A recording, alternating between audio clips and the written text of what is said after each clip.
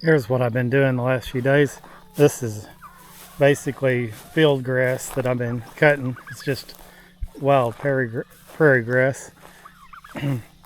Trying to cover this up because I was going to walk down here and show you what this chicken run looks like if I don't cover it like this.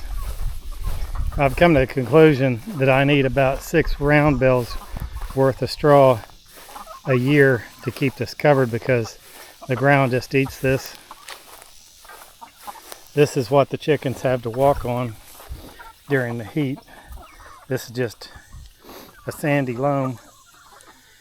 But I cut my fields down there, and I've been raking it up and bringing it in. I don't know how many round bells worth of straw this is so far, but it's what I'm doing this about once a year, but I'm going to probably start doing this 4 to 5 times a year until I get this sand layer completely buried, and just keep adding organic material because the place just washes out if you don't.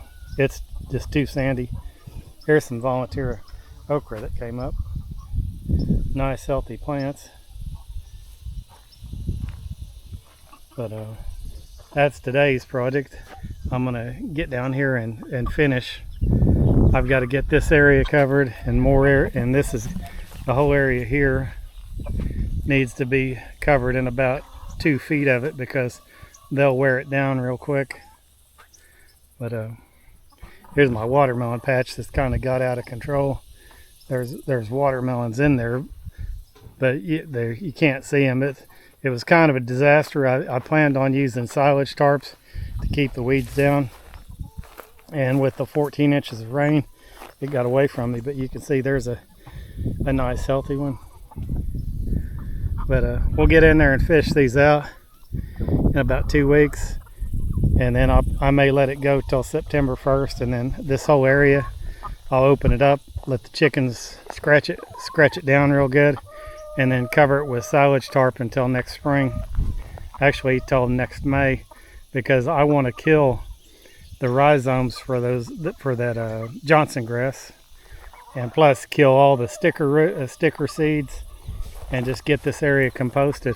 I may uncover it to put about 2 round bells in here and roll them out to stop erosion.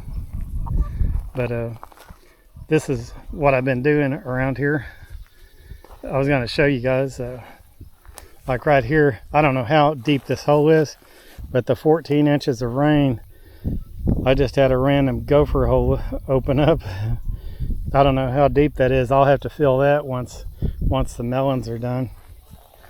But here's something I planted for the girls. This is millet and black oil sunflowers. This hasn't got tall enough or ripe enough to harvest, but these are about ready. You can kind of see they're putting seed heads off. But once this is done, what's cool about millet is I can take my weed whacker and cut this down to the ground, and it's really drought resistant. This'll put off new shoots and put off new seed heads, and it'll do it about, I think you can get it about, if you plant early in the spring, I think you can get about 4 harvests off of them. And what I do is I just cut it, let the seed heads stay on the ground, and the girls just love it. They'll eat everything that's edible off that plant, which is cool.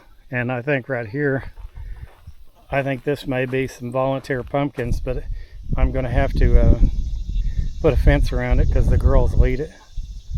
Anyway, that's it for now, but that's what I've been doing. Like I said, I'm covering this entire area with straw or wild field grass or wild prairie grass, whatever you want to call it. But it looks pretty good. Like now, once the rains start coming again, this will stop the washouts. But I've got to add even more. I think my goal for this year is I'm going to try to cover this in about 8 inches of material. and just let it compost down.